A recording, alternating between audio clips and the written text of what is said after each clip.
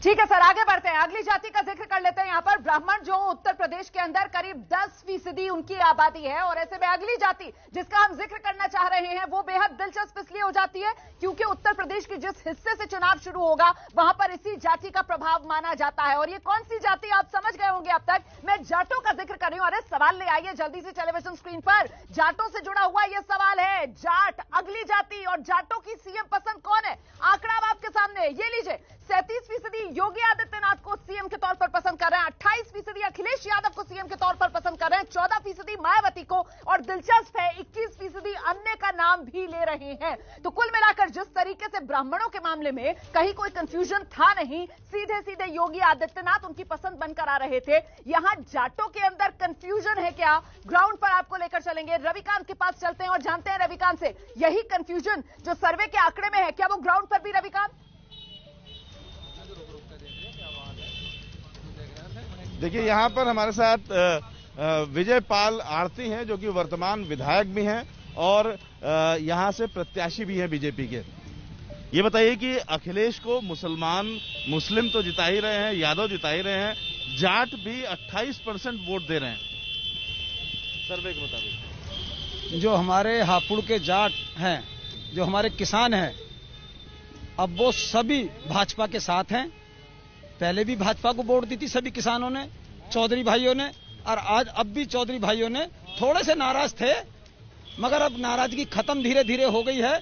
और आज मैं मानता हूं कि 100% हमारे हापुड़ के जाट भाई, किसान भाई सब भाजपा के साथ हैं।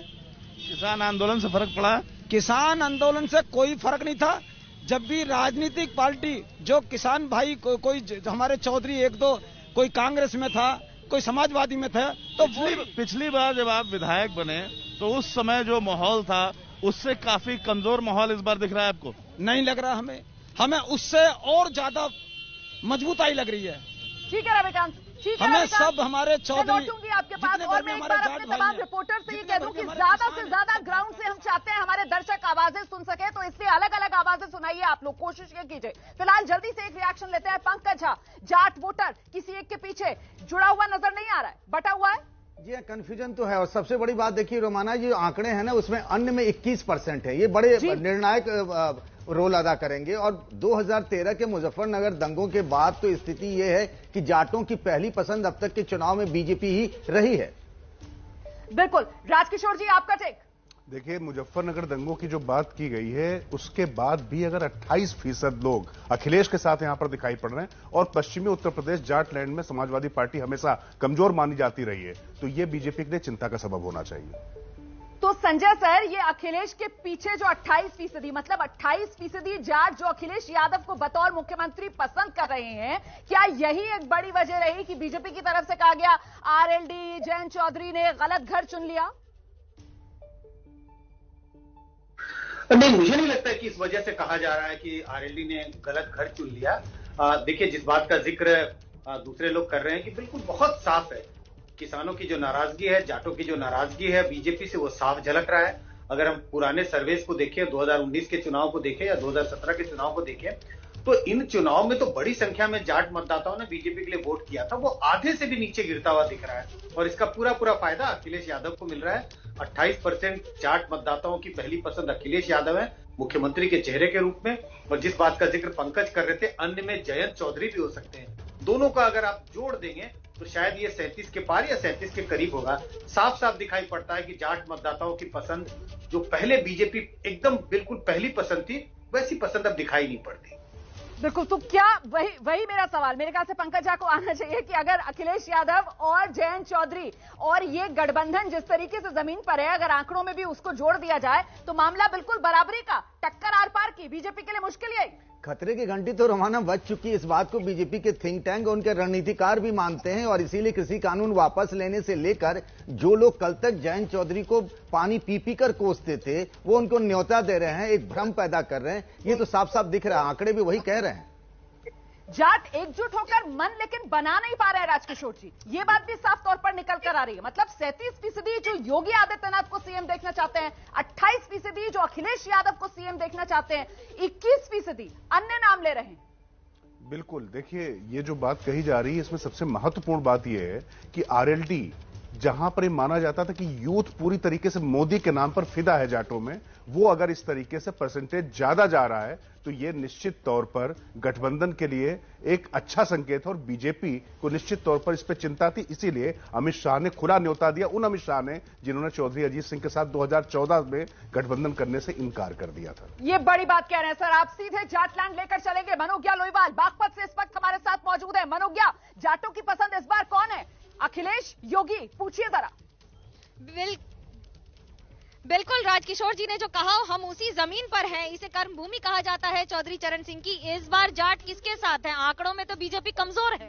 नहीं, आप पूरी तरीके से जाट जो था भाजपा के साथ है, पूर्व में ये भाजपा के साथ रहा। और बुला क्यों रहे हैं बार बार, न्योता क्यों दे रहे हैं? नहीं, न्योता कहाँ दे रहे हैं जी? नहीं दे रहे हैं को न्योता जो दिया चौधरी को तो ये बात कौन कह रहा है? आप गलत घर में पहुँच गए हैं। आप जो था मुजफ्फरनगर भूल गए क्या? पहली बात तो कि जाट शब्द का हम इस्तेमाल नहीं करना चाहते यहाँ पे। ये ऐसी राजनीति हम नहीं करना चाहते। ये राजनीति जो जातिवाद की राजनीति हम नहीं करते। 80% किसानों की राजनीति करते हैं हम। जयंत चौधरी जी 80% किसानों की राजनीति करते हैं और 80% किसान जयंत चौधरी और अखिलेश जी के साथ में है।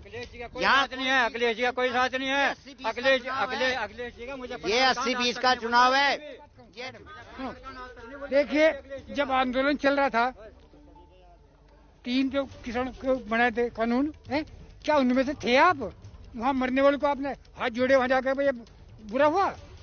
ये किसान आंदोलन और इस बार जाट और इस बार बाकी सारी बातें लेकर किधर है इधर की जनता?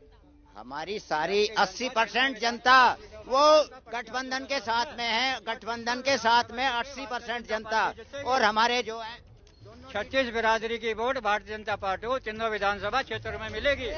बार बार क्या है ये जो बात करते हैं कि ये चीजें हैं, ये भूल गए हैं। हम कभी भी 2002 की सरकार थी सपा की, बागपत उसे कभी भूल नहीं सकता है। यहाँ 22 परिवार हिंदुओं के काट दिए गए थे, छोटे छोटे। इसी पर बच्चों के अमित शाह जी न्योता दे रहे हैं जयंत चौधरी जी को। क्यों दे रहे हैं आप? 700 किसान शहीद हुए हैं। किसानों के साथ 11 महीने 12 महीने बॉर्डर पे पड़े। जब याद नहीं आई सरकार को, अब याद आ रही है। अब जयंत चौधरी को बुलाया जा रहा, आ जाइए, हम आपका वो करते हैं। जाट बड़े नेताओं को सम्मान दिया जाता है। हमारे यहाँ बड़ों का सम्मान करते हैं, संस्कार है बीजेपी का। वो बड़ों का जयंत चौधरी अब बड़े हो गए। देखो, वो पार्टी के मुखिया हैं अपनी के, आज उन्हें कमान मिली है तो वो पार्टी के अगर मुखिया हैं, उस नाते आज जाटों के नेता अगर हैं तो उन्हें सम्मानित करने के लिए बुलाया गया। नहीं कैराने में अमित शाह जी प्रचार कर पर्चे बांट रहे हैं। आज क्यों उन्हें जरूरत पड़ी है कैराने में? कैराने में पहले नहीं आए?